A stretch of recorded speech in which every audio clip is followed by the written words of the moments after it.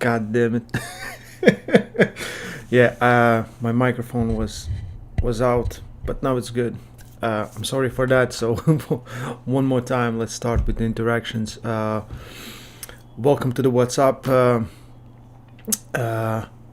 number 6. Today I'm going to start with the breakdowns of some of the matches that guys have sent in. If you want me to do breakdown of your match, please leave a comment after this live stream has ended. But before that, let's so COVID-19 is taking all over the world.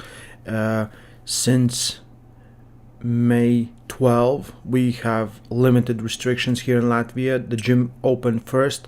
Yanis had his first team practice that everyone went to the gym. So basically gyms are opening up, but limited to 25 people, which is usually how much we have in a gym. Now it's a little less, not everyone's coming back, but yeah, we're back to almost normal training, which is very good. Latvia has done, I think, very good job. Everything is under control. We have less than 1,000 cases. We have 19 deaths, unfortunately, but compared to other countries, we're very lucky that everything is under control. We don't have that much people living in here. It's, I think, somewhere close to 2 million. So yeah, and they're doing about around 2,000 tests a day. Yesterday was 1 case or 0 case, and it's like that, 9, 10 sometimes, and it keeps jumping and going down, and you know. But let's hope that very soon we will be back to normal. I'm very looking forward to having restrictions on traveling limited, because right now they opened Baltic states, which is Estonia, Latvia, and Lithuania. And Lithuania, I think, has and Estonia are having a bit more difficult this fight with COVID than we. But now at least we can go to our neighboring countries, to the Baltic states, and we'll see. Yeah, what else? So yesterday I cut my hair and I got a little bit deeper, so now it's almost half as I'm usually doing it. But yeah, I think I'm gonna keep something like this for some point now. The COVID-19 haircut. So what's up in arm wrestling world? Basically nothing. I'm living off the things that Neil is doing. Neil is doing some excellent jobs in presence of greatness. With the last, like, the episodes that I saw was Engin, Neil, Michael, Devon, and Travis. Travis is, oh my god, Travis is the guy. I love Travis. I love listening to Travis, and he's like, he likes to play the bad guy, and I think on table you need to be the bad guy. But he is very, very, like, real. He understands, and he says, like, if he feels he's best in the world, he will tell you that he feels like the best in the world. I think I binge watched all the episodes of him, Deep in the Mind of Travis Bajent, and yeah, it was really, really, really good. I highly recommend it. I highly recommend going to Neil's channel if you haven't done it. I think most of you have done it already, but that's just amazing watch. I remember the first time I met Travis, me and Yanis were going to Moldova. They were doing their final 8, left and right arm. John was there competing, and Petro Marharin won with right arm, and Alan Makeo won with left arm. And me and Yanis were doing commentary. So I know, 2 guys that don't know English were doing commentary in English, but somehow we managed, and I think it was pretty good. Yeah, and we went there, and I'm like, I have only seen Travis on those videos, and I have no, like, what is it gonna be. Yeah, Sandris, Wonders of Arm Wrestling, he's saying Sandris was there too. Sorry, I forgot that Sandris was there too. But yeah, Travis was there, and Jan said, like, Travis is he's a good guy. He's like, I'm like, oh, I don't know. When we met Travis, he was so genuine, so cool. Yeah, he is. And then we met again in Arizona, and we were he did the event.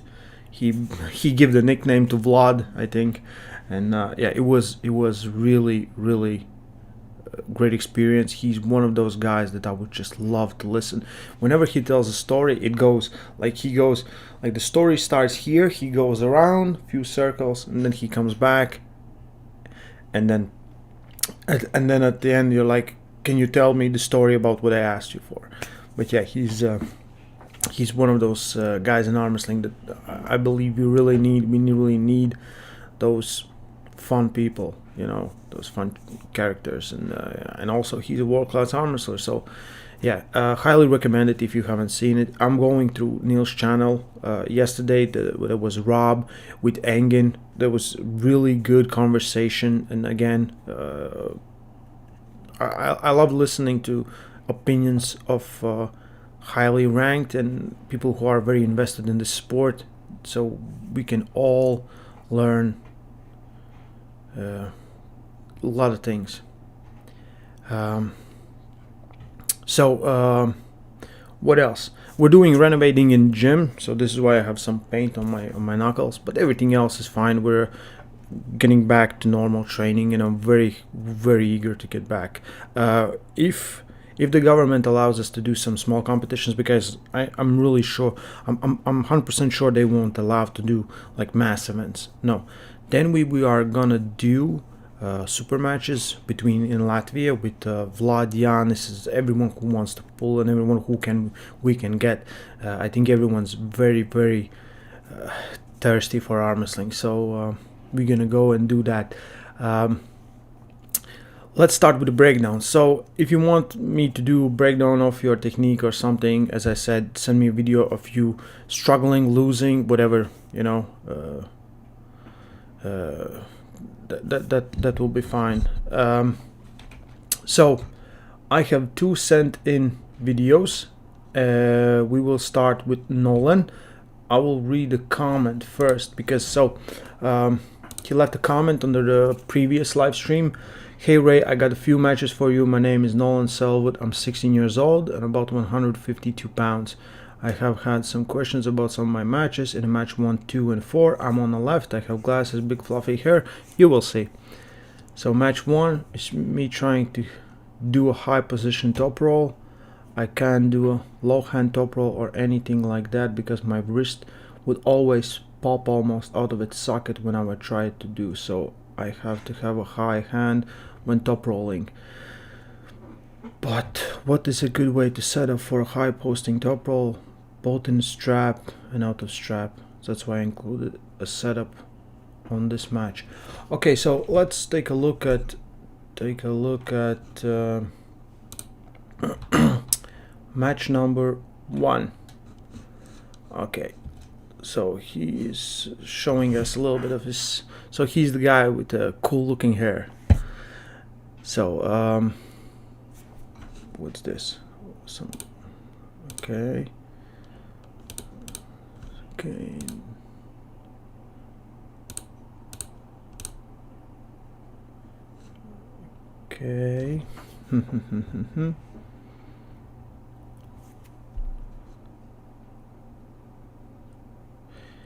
Okay, so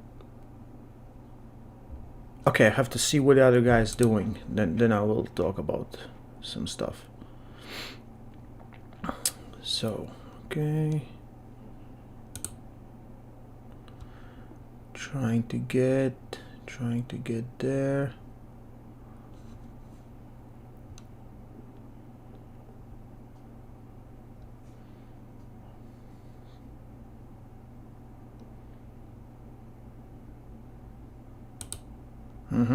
So I would even say the other guy, the guy on the right, was trying to top roll. He was just getting into his hand.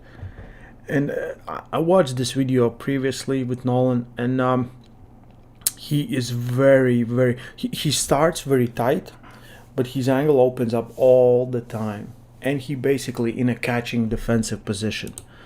So he gets here. He tried to do top roll, but ended up in basically a hook. So what I would say, if we look like right away when they're taking the grip, right here, you need to close this space. If you're really focusing on opponent's hand, you need to take this space. Other thing, if you like, okay, let's watch all the other matches, then I will say other stuff. Like when we're talking about posting top roll, yeah, a lot of times you will see guys are trying to do this. Don't bother with this. They will lose their hand basically like this. So you need to manipulate where you're gonna attack. You can do your arm a little bit supinated, so now it's carved in a little bit more, and then continue the pressure. If you give up your wrist completely, to basically your opponent is taking your wrist like this and just janking on it, trying to open it, very easy to do it. So either you put your arm a little bit pronated, so now you go. If you go a little bit supinated, you can do the two. But if you go right here, it's very easy to get here when you're trying to do the same motion. So I would say manipulate. Don't try to attack before you secure your hand. So secure the hand and then you do what you want to do. Let's continue watching on that match. So okay, he blasts through. Okay, so we will have match number 2.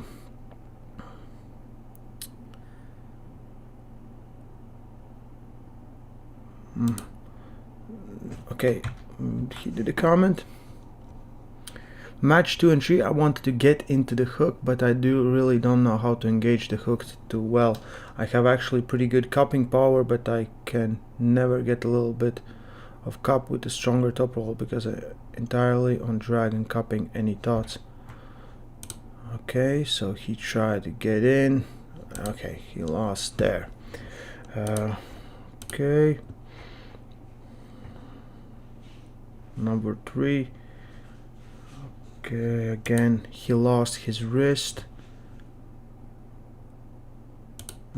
So I would even say he attacks too much with the side pressure, where he needs actually to be getting that hand control. Especially in the matches where you don't have a strap, it's very easy to lose it. So again here in a hook.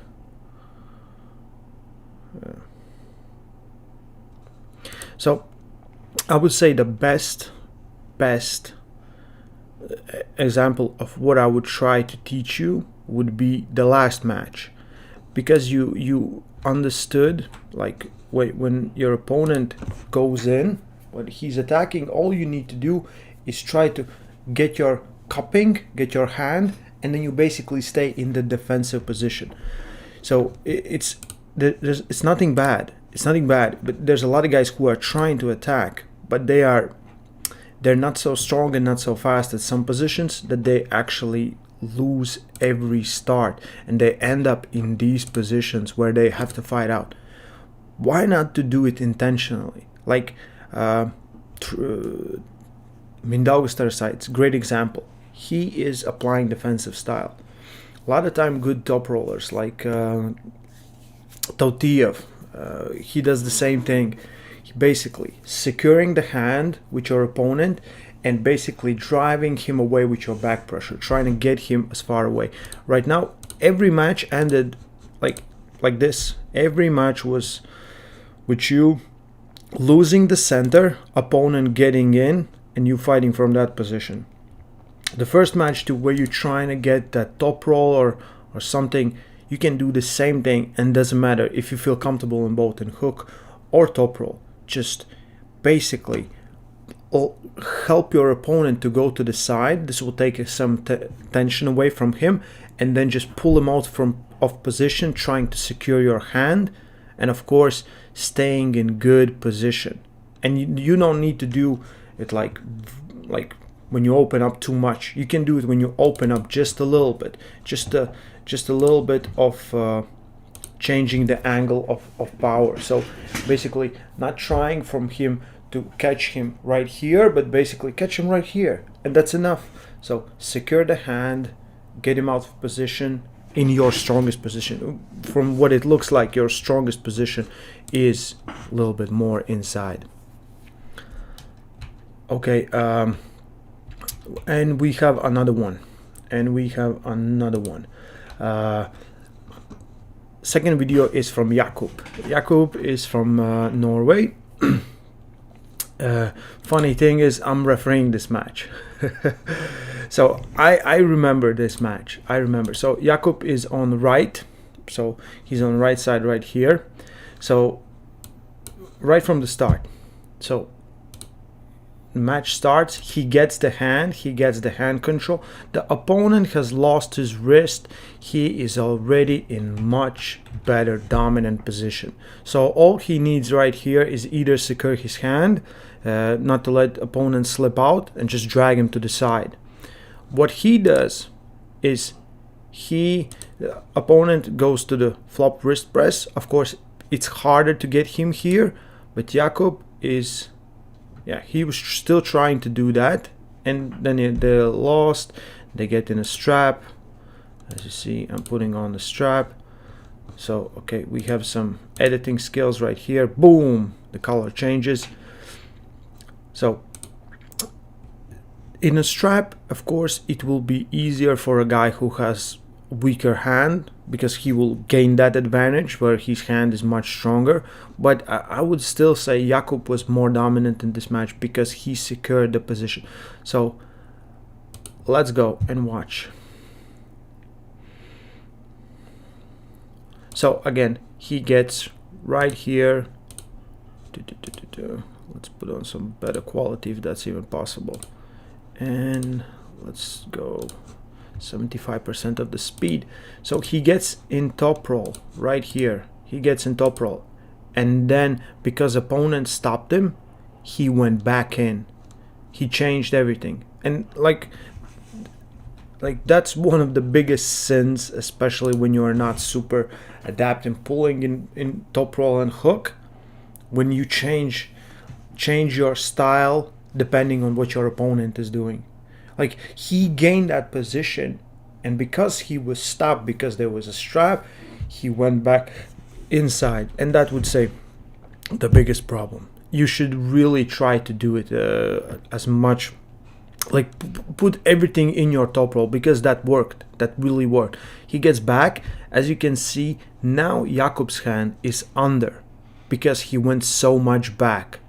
He was just changed all his position, and he's right there under his opponent. So from here, of course, he still has back pressure to pull through, but the opponent is much more comfortable position. And now you can see even Jakub's hand is much lower. He hasn't lost just pronation, he's lost his hand. So from here, they struggle, he tries to survive, but he's so low that it's so hard to get him in position where he can actually win this match. And yeah, so I would say the biggest problem right here was first going to the strap, and second just changing technique in midway of the match. All your power is here. You already did the work. You understand where your opponent stopped you, and this is a lot of times this will happen with guys when they're stopped. They don't focus on one move completely, and they just let it go.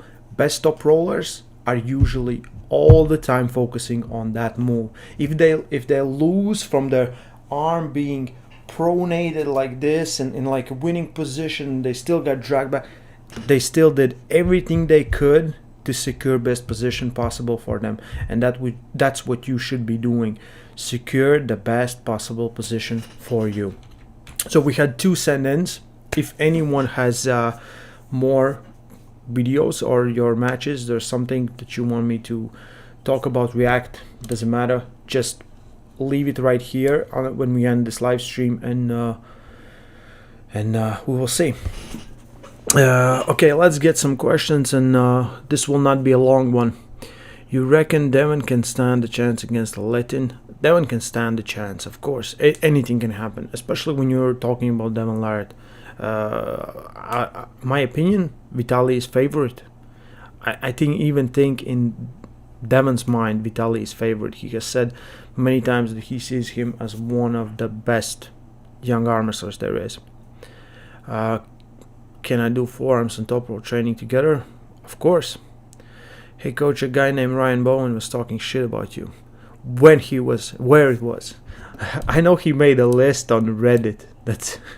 I'm like, dude. How do arm wrestle with 2 meter distance? That's the main question. Yes, we'll figure it out. Good morning from to Brazil. Oh, Jose. Okay, should I shave my head also like Ray? Oh my God! If Shed keeps talking shit, I will post some pictures of him pulling with the weirdest haircut ever, or videos.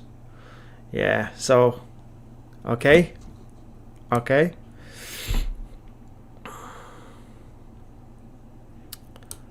Super. Spiežotas klaviatūras taustiņiem. Var tikus abām pusēm. Okay. Super match between Jans and Vlad. I know Vlad would do it, but I don't think Giannis would want. Giannis understands Vlad is too much right now. Too much. For I don't know how long. Is it possible that if you overdo training for biceps, then for next few days your strength can become less and feel you are getting weaker, even when I had given 1 day rest for biceps? Dude, again, this is a weird question. Like anything else, if I would ask you to run, I don't know, on the top of the building, I don't know, skyscraper for 70 stories, you would run up. Next day your legs would be destroyed, and then you would ask me, well, if I keep running, next day you can even take some time off. Over next day, and you would go running, you would say, my legs hurt. This is from that? Of course it's from that.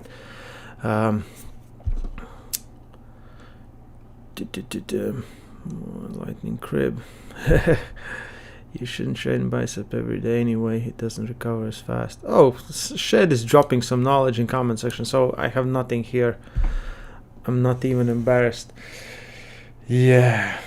Is your gym in Riga open to public? If yes, can I find information? Membership. If you're in Riga, write me on Instagram, Coach Ray, and we'll see to do it. It's not open. We're just doing group classes for arm wrestlers. So it's just my and Jan's club, and that's all. So I will do a little bit later not live stream, but we will record something with Ryan and Neil, talk about some arm wrestling stuff. But I think that's enough for today. If you have more videos that you want me to talk about, breakdown, leave it in comment section. I will do it on next live stream. I think maybe Saturday. So yeah, thank you for watching, guys. Stay strong and love arm wrestling.